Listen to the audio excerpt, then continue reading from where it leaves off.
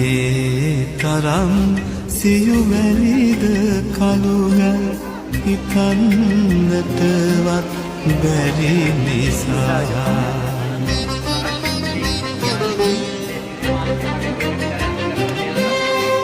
මම ගියා අවුකන බුදුන්ටත් දැසඳුන් මිනිසා සොයා දැසඳුන් මිනිසා සොයා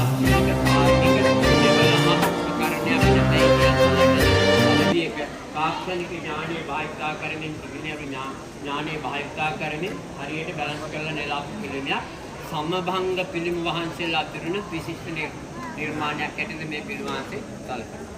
ඊළඟ පිළිවාංශයේ අනෙක් විශේෂත්වය තමයි තේගලා පහළට නෙලාගෙන ඇවිල්ලා. තේගලා පහළට නෙලාගෙන આવදී පිළිමේ සම්පූර්ණ බර රඳවලා තියෙන්නේ මේ සිරිපත්